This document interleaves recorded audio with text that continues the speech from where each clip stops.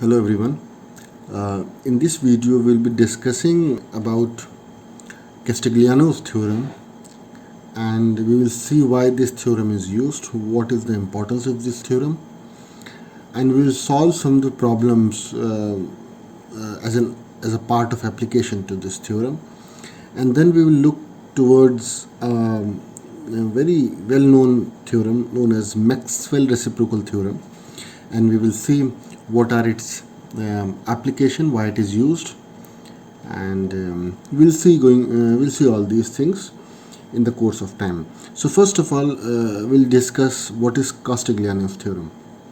This is mostly applied in civil engineering structures and beams, where the analysis of the trusses and beams are being done. You have seen different flyovers where all the trusses are there to support the flyovers. So we require a deflection and slope of these trusses or beams. So Castigliano's theorem provides us an easy method, an easy way to obtain these deflections and slopes in the case of beams and trusses. And this method, Castigliano, his full name was Albert Castigliano, and in 1873 he described this method. This was actually a part of his diploma thesis, where he has invented this way of doing it. So there is nothing new in this way. It only requires a particular kind of application only. Application of certain differentiation principle required at certain particular positions. But before he did that, he made certain assumptions which we have already actually made, but I have to reiterate that. The assumptions was,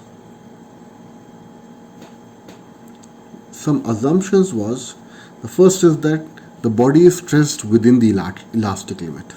That means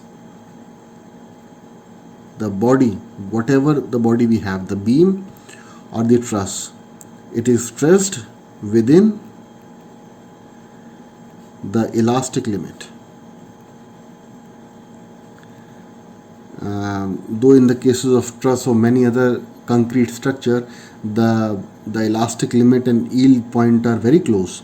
But even if, let's say, the case of beams where we have steel, or in trusses where we have mild steel, these structures have the part of ductility also.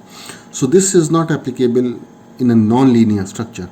And remember that the beam and the trusses, both of them, if they get deformed, even in plasticity, that means it is not completely failed, then in the designing of the structure it is considered as a fail only. It is considered as a failed material. In the ship, if you consider, if you have some kind of deformation coming in the hull of the ship, though it is a plastic deformation, it is only a bend, but a particular kind of troubleshooting is required so that it doesn't become a crack and it will further lead to catastrophic failure. So in the designing part, even in the beams and the trusses, if the bending occurs beyond the elastic limit or the yield point, we consider them as a failure of the structure, and we do proper troubleshooting to reconsolidate that.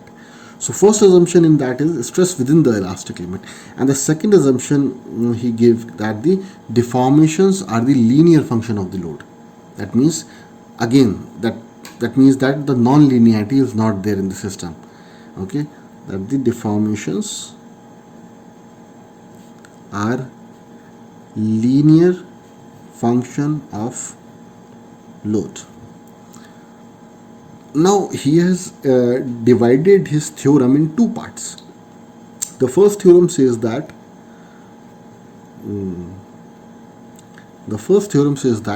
a linear elastic system, the partial derivative of the total strain energy stored in a structure with respect to the displacement at a particular point is equal to the load at that point. What does that mean? That means the partial derivative of the strain energy, we consider strain energy by U, the partial derivative of the strain energy stored inside the structure with respect to the displacement.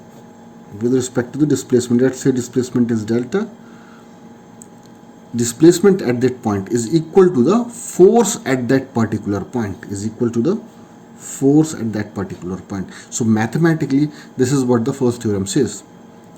The partial derivative of the total strain energy stored in a structure with respect to the displacement at that point is equal to the force at that point. Remember that the force is a vector and the direction of displacement should be along the direction of the load. Remember that. On the similar note, he has stated the second theorem. I'll give the application of this theorem so this becomes more and more clear to you. He has given the application of the second theorem, which becomes more important because actually we are about to calculate the deflections only. This is in terms of load, and that the second one is in terms of deflection. That is what we have obtained.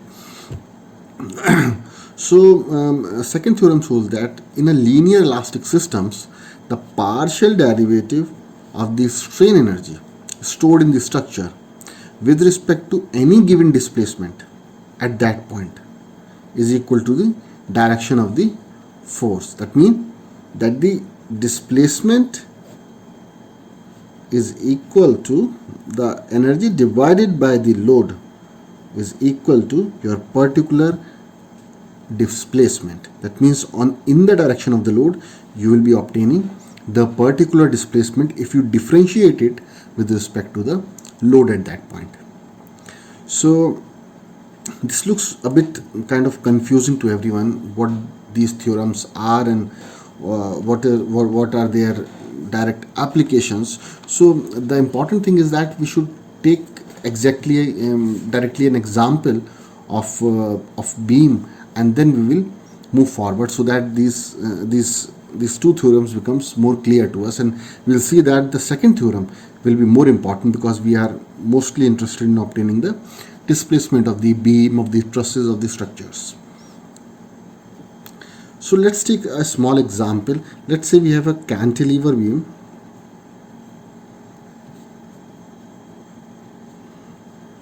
with a point load. Cantilever beam with a point load.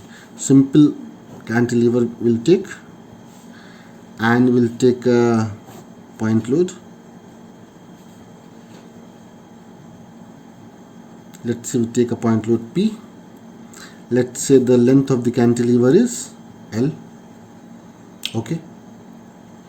So if you see this, what will be the bending moment diagram in this? What will be the bending moment obtained due to the action of this in terms of X? Definitely in terms of X. We are calculating the strain energy basically. What is the strain energy?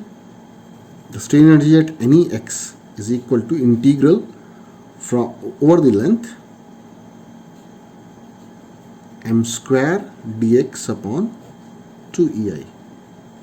This is the deflection of the beam. So applied load times the length. So we find out the moment of this. So what will be the moment? Moment, since it is dx, so we will find out the moment at any distance x from the point of application of the load. So let's make a moment diagram. This will be more clear to us. Moment diagram is extremely easy. Base point, since it's a cantilever, I told you many times, most of the diagrams, since the load is applied on the top, the moment diagram will be negative. The point of the load, application of the load is 0. The maximum moment will be on the fixed point. Okay. So the moment will be PL, the maximum one, along the length, and at any cross section X from the fixed point, the moment will be Px. You all know that. And since it is trying to rotate in a clockwise direction, the moment is negative. You know these basic things, I hope. So your moment m will be, or mx will be minus px. So if you put your moment in this will become 0 to L minus px or plus px, since it is a square, doesn't matter, dx upon to EI. Now we will apply a Castigliano's theorem. What we'll do, we need to obtain the deflection. We need to obtain the deflection at this point. So let me reiterate you what is the deflections and the slope, what we need to obtain in this. This is the beam for us, applied load, and we'll be requiring this deflection.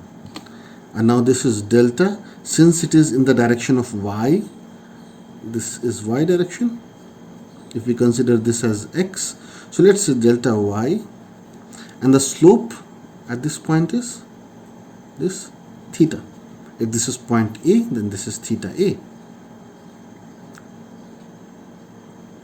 Okay, so I need to obtain the displacement first of all. So I'll use the second theorem and differentiate del u by del p, which is at the point of application of the load. Remember that the applied load is at this point. Let's say this point is B. So applied load is at this point. So I'll be getting the deflection only at this point only, in the direction of the force. Force direction is this, and that is what we have obtained the displacement. That is what I have said here, that the force is a vector, and in the same direction we'll be getting the displacement. So del u by del p will give me a displacement delta y, and what it will be, we will do the 0 to L, and then we will differentiate inside the integral. So this will be p x square dx upon EI. Okay, so after differentiation this came after the, so what we will do next, we will integrate from 0 to L. So this will become p L cube by 3 EI. I hope it is clear. Now one of the important thing that needs to be remembered here. What is the important thing? First, differentiate, then integrate. First differentiate, then integrate. This is the rule that Castigliano's have given while making a differentiation. So is it important to apply this rule? It's not important. You can do it whenever you want, but remember that if you integrate it, this is a very common thing that he has given, and you also should acknowledge that if you differentiate it with respect to load inside the integral, then definitely that moment will be the function of the load. So differentiation will be easy. It will be advantageous to differentiate inside the integral and then integrate. You can do it afterwards also, but it is always advantageous to differentiate inside the integral. Why? Because the moment will not be always as easy as this. It may be very complex. You know that the moment when the point load and the UDL is applied, the moment becomes very complex. So it's always good to integrate. So it's always good to differentiate first and then integrate, because the load is a function of the moment, the load inside the moment. So when you differentiate, if you have, since in this moment I have the load, since I have differentiated it, so it becomes easier for me to integrate. Though this doesn't, you don't acknowledge it in this, but it will be there for higher and complex cases. Now, how to obtain the slope? How to obtain the slope? Slope is this theta A at this. Now to obtain the slope, we will use one method, a fictitious moment method or fictitious load method. fictitious load. What does that mean? Fictitious means non-real, applied only for a part. Then it's a load and then it's a method. You have acknowledged this during your first year engineering mechanics, in which you have studied about the virtual work. The virtual work was not the actual work. You used to give a particular virtual displacement to a body, to a rigid body or a beam. You used to give a virtual displacement to a body, and then you calculate the work done, and then you set that applied fictitious displacement as 0, and then you obtain your variables, whatever you need to obtain. In a similar way, we will going to use this fictitious load method here also. What we will do to obtain the slope, what we'll do, we'll take the same beam, and we know that this beam has a point load P, and I need a slope here, theta A. So apply a fictitious moment at this point. Let's say apply a fictitious moment. Since M is already there, let's say nu I applied as a fictitious moment. So how did my bending moment diagram changes? My bending moment diagram will be, it will remain the negative one, but it will change a bit.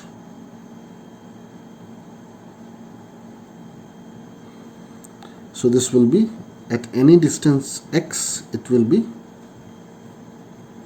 px plus nu. Remember that when we apply different loads, the loads can be superimposed and their moments can also be superimposed. This I have not told you earlier, but remember that in the last lecture, if you have seen that, I have tried to give you a glimpse of this, what it is. When we apply a load and the moment separately, we can obtain bending moments separately.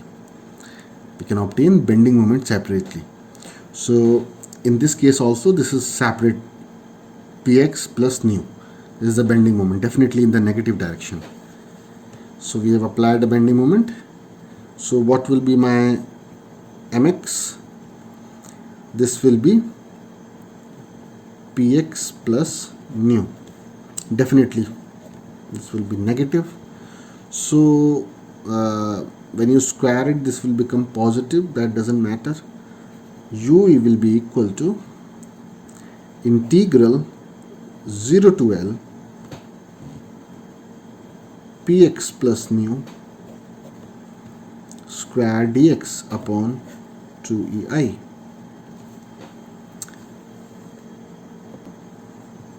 Okay. So sorry, this is wrong, this is not right, px plus nu. So this will not be like this. Sorry, how can I make this mistake?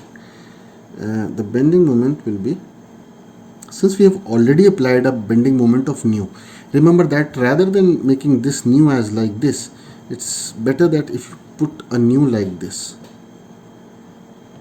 in this form, this will be a kind of a virtual nu in a dashed line. So the bending moment will be nu times px. Okay, this will be pl, then we have already have nu, and the bending moment px plus nu. Okay, so square 2i. I hope this is clear to you. Okay, I'll take a new sheet. Now with respect to the Castigliano's theorem, what we will do, we will differentiate it with respect to the same fictitious applied moment. That means, is it clear to you? Yes. Del u by del nu will give me the theta at A. Del nu by del u by del nu will give me a theta at A. This will be the strain energy with the applied fictitious load. Okay, this one, applied fictitious load. So again we will follow the same rule. We will differentiate first and then we will integrate. Okay, so to obtain this, what we will be getting, this will be integral of 2 px plus nu 0 to L divided by 2 ei dx. This will be equal to 2 will be cancelled, and then this is all over. Then you can integrate it with respect to 0 to L. This will be PL square upon 2EI. So this is your theta A, and you can verify the slope for a cantilever beam. You can verify the slope, you can verify the displacement for the cantilever beam. So have you seen this, how easy it becomes for you? You might not acknowledge it for this simple case, but for a very complex loading situation where different loads and moments are there, different kinds of loads are there, where this moment will be very complex function. In that case, if you differentiate it with respect to the applied load at that particular point, then your moment or your strain energy equation will become very convenient. So that's what Castigliano's theorem, the aim of Castigliano's theorem is, to make things easy for you, to make the things, to obtain the displacement and to obtain the slope easy for you. This is what the main aim was. Oh, sorry, I missed out one thing here. This is once you have differentiated, in this case, sorry, once you have differentiated it, you set P to 0. This is what we have done in the engineering mechanics also. Once you have differentiated, then set nu to 0. Once you have put it 0, then you can directly integrate. So in the case of virtual or fictitious moment application where you need a slope, what you will do, first differentiate, then set your moment or applied thing to be 0, and then integrate. As I said, this will be the advantageous procedure. I'm telling you again and again, this is not a rule that you have to do like this only. This will be advantageous only. You can do it your own way also. You can first integrate it, and this will become only complex for you. So now once it is done, we'll take another example of a SSB. Let's take one more example of a SSB, and we will try to solve this more quickly. So we have a beam SSB, and this is fixed at this side and fixed at this side too, and then we have a uniformly distributed load. Call this as UDL also. We call this as UDL also. UDL is a running load. That means load per unit meter. It's a running load. Okay.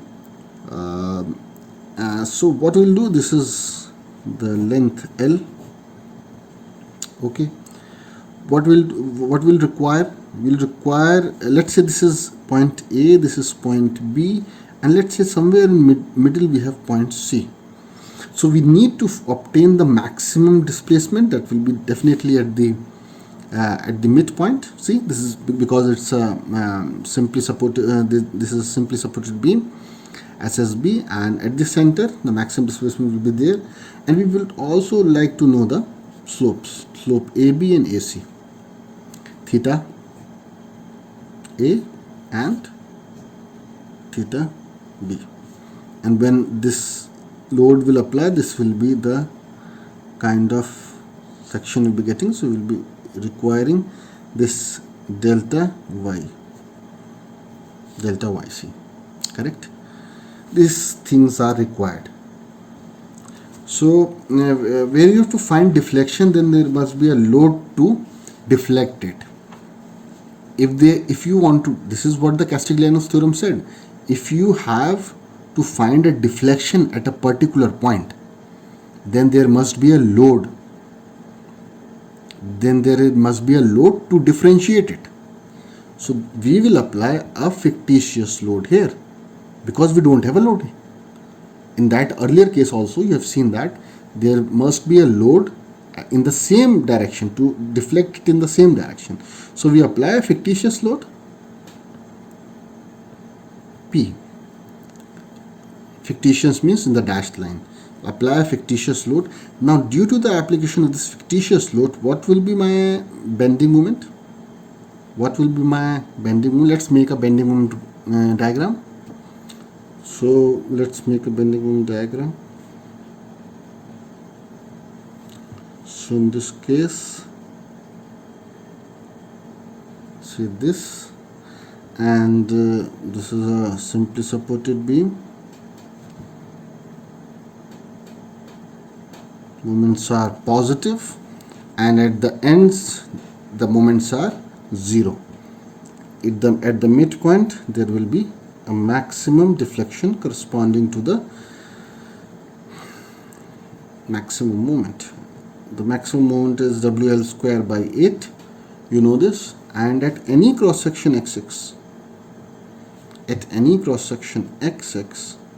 you will be having a load Wx by 2 L minus x. This will be the bending moment at any cross section x from a particular fixed point A, let's say A. So your bending moment will be mx equals to w lx by 2 minus w x square by 2. Okay, then plus px by 2, your maximum bending moment due to the applied fictitious load, px by 2, due to the applied fictitious load.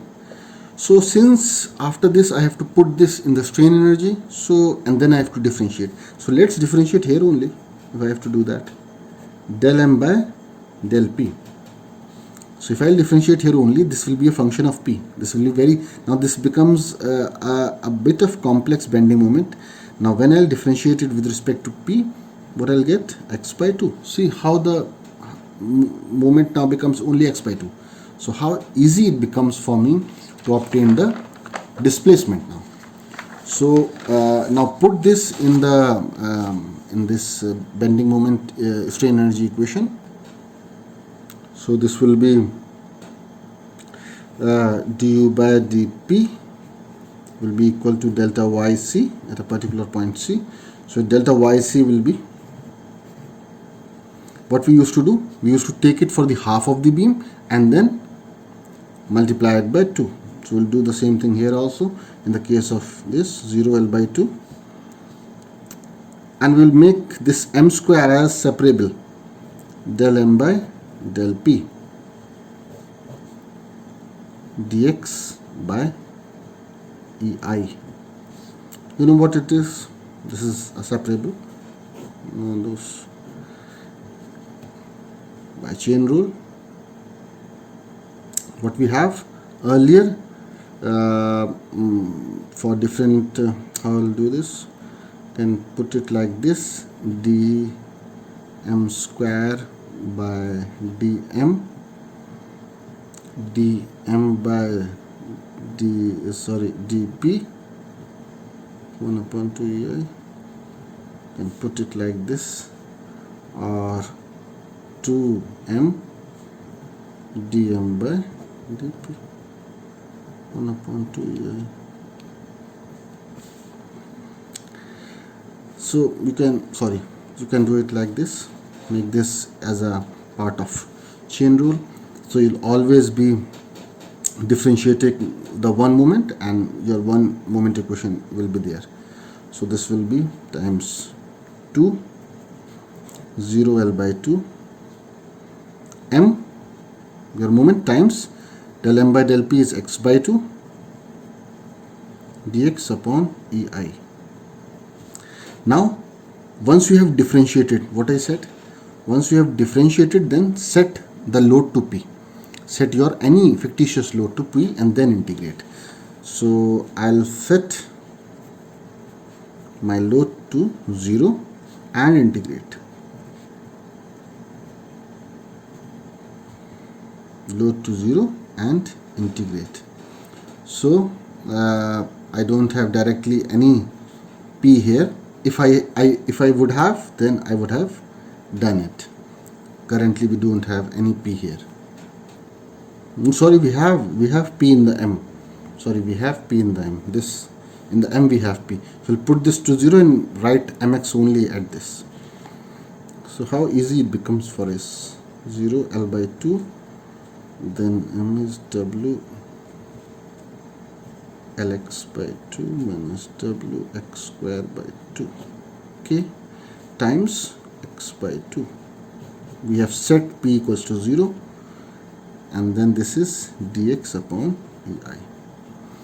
Now you can do the integration by yourself, and then you can obtain this as 5 by 384 w L4 upon ei, and this is the same deflection.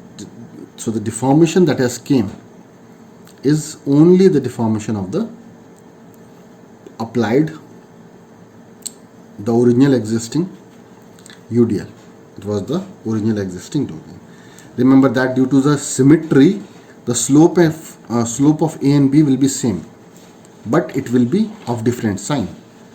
Now this is a symmetry here.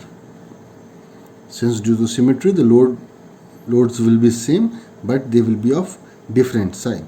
To get the slope at B, if you wanted to get the slope at B, you have to apply the fictitious moment. So you can apply fictitious moment and obtain apply this fictitious moment at B. Sorry. You can apply fictitious moment at this. Okay, let me tell you one important thing here. I'll apply the fictitious moment. Remember that this is a fixed simply supported beam, and we used to write it like this. Okay, like in this I will show you. This is a beam, and we have made it like a triangle, and then we used to fix it, and then on the other side also I have fixed it. But in practical this is not right, because if you will deflect the beam, it will have some bending effect, and when you will elastically deform it, the length will increase. So length will only increase, okay, elasticity in elastically the length will increase, but there will be a redundancy at this point. That means this will become statically indeterminate beam. So it's important that you have to relax the displacement here. So even in the simply supported beam, the beam should be made like this with a small roller support, so that when you deflect it, when you deflect the beam, the problem doesn't becomes indeterminate. Due to the deflection of this beam, there must be some particular deflection, some particular displacement that is allowed in the x direction when you give a displacement to this beam, because the length will increase. So where does the extra length will go? This extra length will create a redundancy here. So this point will become in extra tension, and there will be some reaction forces here that will make your calculation not right. So technically, just to make a figure, it's okay, but technically I just want you to remember this, that always in GATE examinations and the other examinations also, and most of the practical books, you will see this type of thing, where they have given at one side, they have allowed the displacements to occur in the horizontal direction. So what we were doing earlier, so we were trying to obtain the deflection, slope at B, theta B. So I request you to obtain this for yourself. What you will do, you will apply a fictitious moment, not like this, apply a fictitious moment at here, and then what will be your moment? Your moment will be nu x by L at any distance x. At any distance x from here, the moment will be nu x by L, and your overall x moment will be, mx will be the same, WLX by 2 minus WX square by 2 plus nu x by L. So when you differentiate it with respect to your nu, this will becomes x by L. So your differentiation of strain energy with respect to your nu will give you theta b. In the same way. So this theta b will be 0 to L m times dm by or del m by del nu dx upon ei. Okay, and then you can put the values, set nu to 0 and integrate. Once you do that, you will be getting W L cube upon 24 ei. So this will be the same expression that you will be getting for a typical slope. This is a typical slope for a simply supported beam when a UDL is applied. WL cube 124 ei. So it becomes very easy for us to obtain the slopes and the displacement by using a Castigliano's theorem. We'll do one more problem. So we'll do one more problem of simply supported beam. In this, the load will not be exactly symmetric. So in this case, again, this is a simply supported beam, and this here will be having a roller like this. Okay, and your load is not symmetric. It is like this, and this distance is A, this distance is B. Let's say this is point AB and the applied load point is C. Overall length is L. Okay, so you have to obtain the displacement and the slope. Displacement at point C and the slope. So what you will do? First of all, obtain the reactions here. First of all, just obtain RA and RB. So your RA will be PB by L and your RB will be PA by L. Very easy.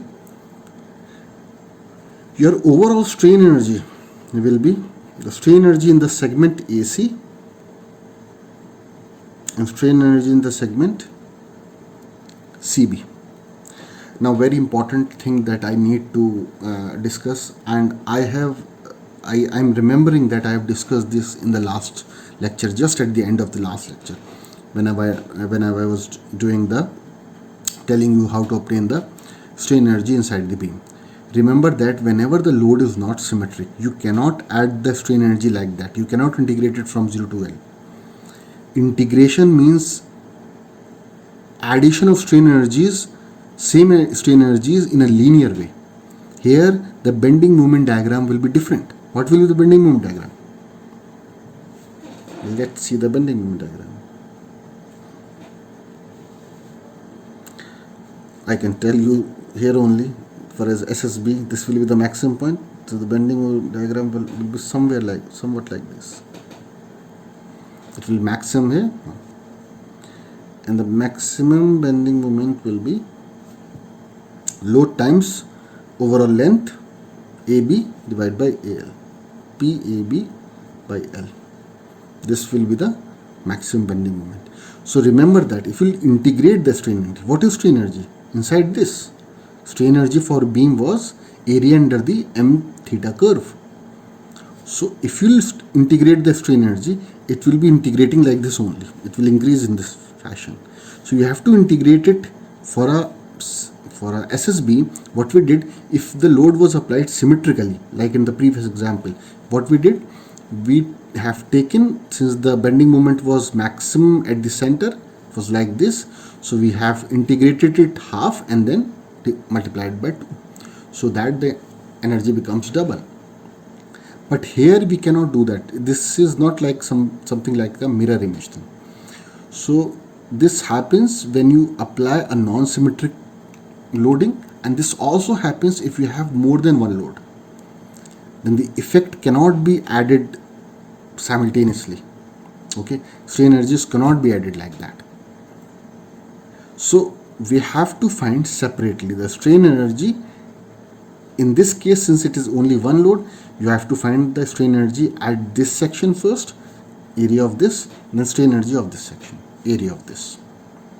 Then you can find out the strain energies very easily, and again you can add up together. As a matter of curiousness, since I have told you, what we will do if we have more than one load? If I have one load and we have another load, the strain energy will be same for this load, but it will be not directly as an addition to this load. You have to remove this load and then apply the other load. You have to calculate the strain energy for this load and then remove that load. Then you have to calculate the strain energy for the other load and then remove that load, and then you have to calculate the strain energy for the effect when you have applied that load. What will be the strain energy or the deflection produced by the earlier load? So the effect is intermingling between them. We'll try to solve a problem if something like that I'll encounter. First of all, let's see this problem, and this is a beam, and we'll obtain the strain energy in this section AC. So in the AC, what will be my bending moment? I hope now you will obtaining the bending moment by yourself at any cross section X6. At any cross section X6, your bending moment is PBX by L. Okay, x equal to 0.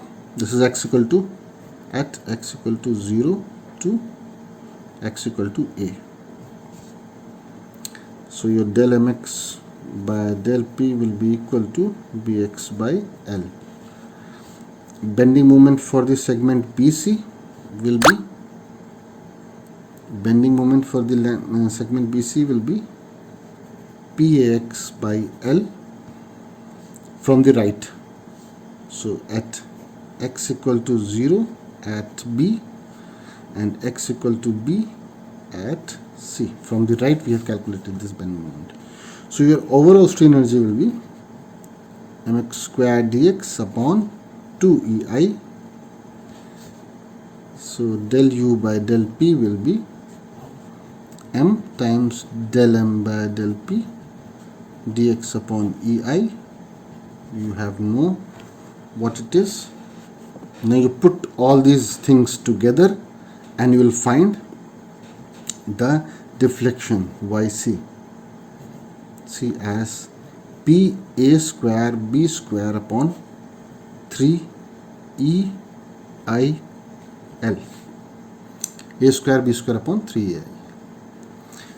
Just put all these things, integrate it, and you will be able to obtain it. Then apply a fictitious moment at particular location. At any location you can apply and obtain the slope. You have to obtain the slope also. So apply the fictitious moment. Let's say apply the fictitious moment at A. So your theta you have to obtain. Apply nu at A. So your moment becomes PBX by L minus nu 1 minus x by L. This is in the segment from left, and your another moment will be PAX by L plus nu x by L from right within this segment. So your bending moment with respect to your applied fictitious load will be 1 minus x by L within this segment, 0 to x smaller than A. And your again the bending moment with respect to applied fictitious load in the other case will be like this. So your slope will be u by del nu. This will be m times del mx by del nu dx upon EI. So you can put your values. Okay, so let me put the value here.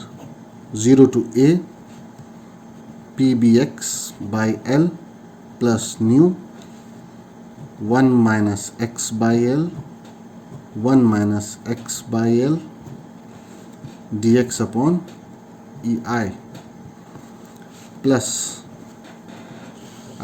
0 to b Pax upon L, frame your moment, plus nu x upon L, x by L, dx upon ei. What you will do now? What you will do now? Very easy. Must be knowing. Set nu to 0. Set nu to 0 and then integrate. Set nu to 0 and then integrate. After integration you will be getting, okay, let me write here only, you will be getting PAB L plus B divided by 6EIL. Okay, and this was theta A, and the similar way just obtain theta B. So your theta B will be PAB L plus A divided by 6EIL. Remember that this is L plus B and this is L plus A, 6EI by L, and these are the actual slopes of the beam in this case. So I hope this would have been much clear to you. Now what we'll do, we'll try to do one more problem, a bit of different than this. We'll take a different kind of a curved beam in this section. Let's take a beam which is like a curved beam. This is mostly an example of an arc. You have seen the arches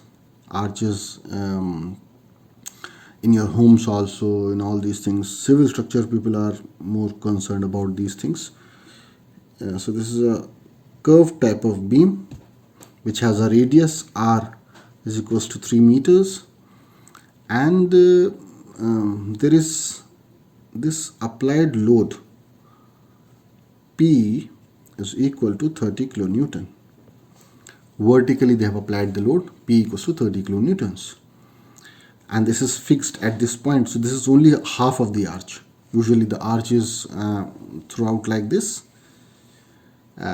In many of the gates, house gates, you have seen this kind of arches around the windows. We have such kind of an arches where some flowers are also plotted. So this is that an example. Only half of the arch or 1/4 of the arch is given to you, and this is 3 meters, and the load of 30 kilonewton is applied at this point.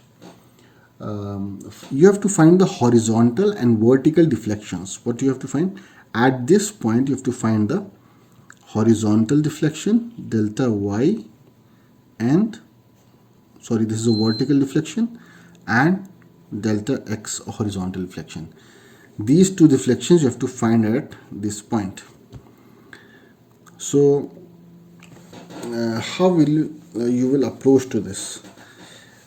We have usually seen the strain energy equation for a typical beam, which is integrated for the length of the beam, dx upon 2ei. So dx was a small part of the beam. Dx was the small elemental length of the beam. So in this case also, to integrate it over the arch, to find the moment and to obtain the displacement, we have to take a small elemental length of this arch. Small elemental length of this arch. So at the particular section, you can take a small elemental length of this arch like this. So this was your r distance, and let's say this is ds, small elemental segment, and this is d theta, and this segment is oriented. This segment is oriented at an angle of theta from the fixed point. Theta from the fixed point, and there is a certain load applied P, which is given as 30 kilonewton. So in this case, if you see, then this is your ds will be equal to r d theta. Already told you in case of a beam, I've already told you. So what will be the moment due to this applied load P? Moment will be load versus the distance. So what will be distance? Just recalculate your revise your mechanics, first year engineering mechanics system.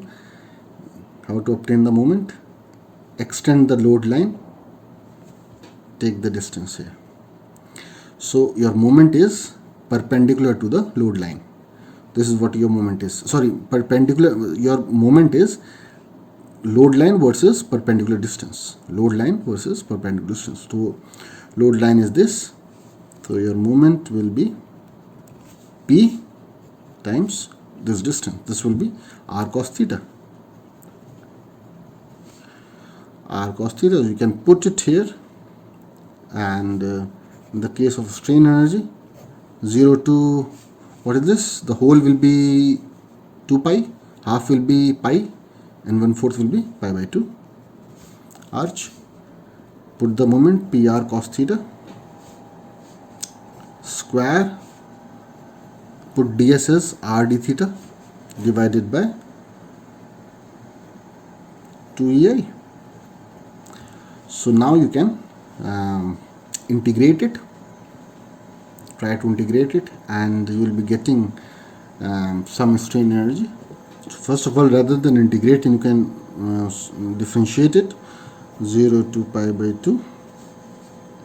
This will become P r cos theta, and then you can यहाँ पे del m by del p. So this will be r cos theta. So you'll be getting r cos theta. Do the way I have told you, and you will be getting 1272 EI. It will be in terms of EI because EI is not given, I and E is not given. So you have obtained actually the after this del U by del P, and this will be delta Y. Obtain delta Y for you. Okay, now you can obtain the horizontal deflection also. Obtain the moment first of all. The moment of this will be a bit different. So you do it by yourself. I request you to apply a fictitious load. Remember that you have to. Do you think that you have to apply a fictitious load? This will be in the direction of, you wanted to know the displacement delta y. So definitely you would be having a load in this direction. Like to apply a fictitious load P in this direction. Then only you'll get delta y according to Castigliano's theorem. So obtain the moment, P line times the distance. This will be r sin theta times P. So put it like this and do it for yourself. And then the displacement will be minus 405 EI. This will come. So what does that mean? What does the minus means here? I hope you will be knowing. The negative sign here means that displacement is against the direction of applied load. So displacement is like this. This is delta x, sorry. So your delta x is like this, against the direction of assumed applied load. So this is what the negative sign means. So you do it for yourself. The more you do, the more it will be easier for you, and it will be important. It will be helpful for you to do it. So before we wind up this one, we would like to discuss one of the important topics, and one of the topics that we said that we're going to discuss. This is Maxwell reciprocal theorem. This we're going to discuss. So we'll try to see what exactly Maxwell reciprocal theorem says.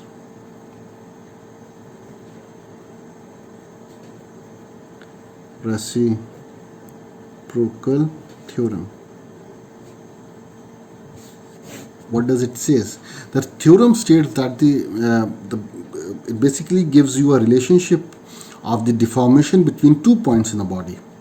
Deformation between 2 points in a body due to the application of load system acting at the 2 points. What does that mean? That if you have, let's say, a simply supported beam with 2 reactions, and due to some application of the load P at certain point, let's say this is point A, this is point B. Due to the application of load at this point, there will be some deformation delta YA. There will be deformation at point B also, delta YAB. What does that mean? That means delta Y in the direction of YAA. That means the point of application of load is A, and the load applied is at point A. The point is also A, and the load applied is also point. At B, the load is applied at A, but this is point B. Deflection point is B. So this is what it is. You can also write it as BA, rather than this, like the first point is the point of application, and the second point is the point of load. First point is the point of application, second point is the point of load. So you can kind of say that the deflections obtained in the 2 cases, that means if you have applied load first at this point and then at this point, B point, in this case it will be like this.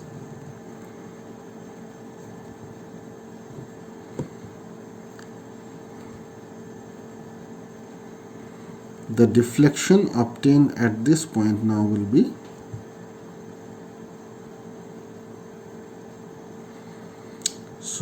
earlier I have applied this PA, now I will apply PB. So this will give me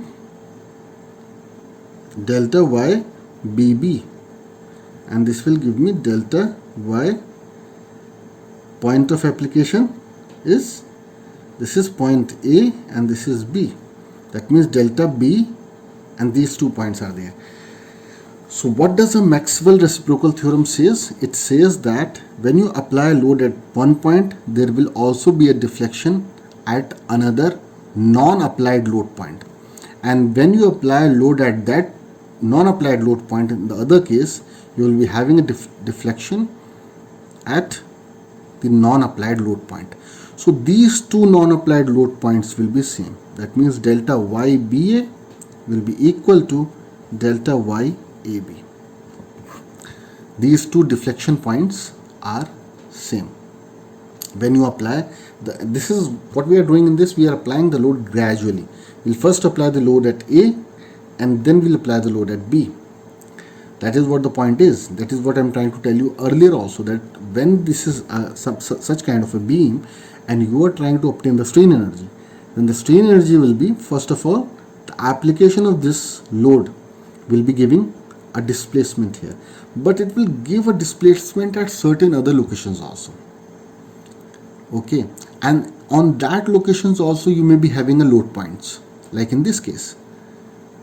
So these are 2 different cases. We can combine them together to say that first we have applied load at point A, then we have applied load at point B. So the deflections at these 2 points will be same when the load is not applied at this point. It looks a bit of kind of confusing to understand this theorem. Let's take some kind of a typical example. Let's take an example here, and it will be more clear to you. Let's say that we have a cantilever, okay, and we have applied 100 kilonewton load here. This is some point, okay, and due to this application we'll be applying some other load 50 kilonewton at the other point. Due to this 100 kilonewton load, look at this very carefully, I'll be getting a deflection y100, and due to the application of this 50 kilonewton, I'll be getting y50. So this beams can also be equivalently divided in two parts, in which I'll apply the load gradually. In first case, I apply the load like this. Beam will be like this, where I'll apply 100 kilonewton load. That will produce a deflection at the other point. Here also it will produce, but I am mostly interested in deflection at the other point. This will be y50. This will be equal to this. This will be equal to deflection produced at y100 when I apply